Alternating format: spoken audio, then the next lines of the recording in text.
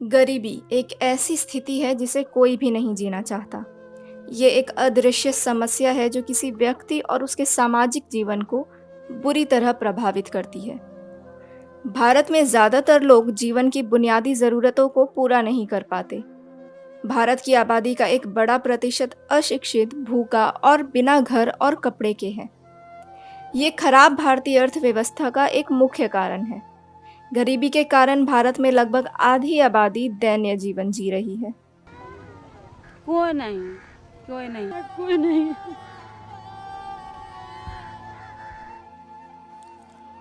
पिछले साल लॉकडाउन में गरीब गांव को लौट आए थे। इस साल महामारी ने ऐसा रूप लिया कि हर तरफ हाहाकार मच गया और तभी कुछ लोगों ने मौत की कालाबाजारी शुरू कर दी।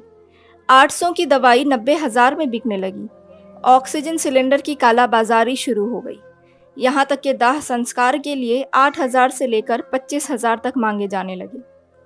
अब सोचिए, जिस गरीब के पास इलाज के लिए 200 रुपये ना हो और उसे अंतिम संस्कार के लिए इतने पैसे जुटाने पड़े, तो वो कहाँ से लाएगा।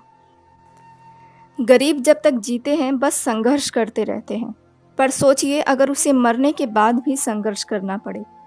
अभागों की किस्मत तो देखिए, जीते जी जो तकलीफ मिली वो तो मिली, मरने के बाद भी न इज्जत मिली और न अंतिम संस्कार। बक्सर के एक घाट के पास उन्नाव में ये जगह जहाँ पर अंतिम संस्कार के लिए लाशें आती थी, लेकिन जब मौतों का आंकड़ा बढ़ने लगा तो इंसानों की रीति रिवाज सब ताक पर रह गए। गरीबी ऐसी कि दाह संस्कार के लिए लकड़ियाँ जुटाने तक के पैसे नहीं और ना ही प्रशासन की कोई मदद। हालत ये कि परिजनों ने भी लाशों को रेत में दफनाकर चले गए और फिर क्या, वो लाशें चील, कौवों और कुत्तों का चारा बन गई।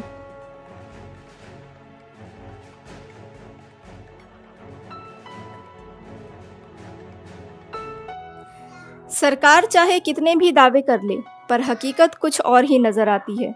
बदकिस्मत गरीबों को ना जीते जी इलाज मिला, ना मरने के बाद अंतिम संस्कार।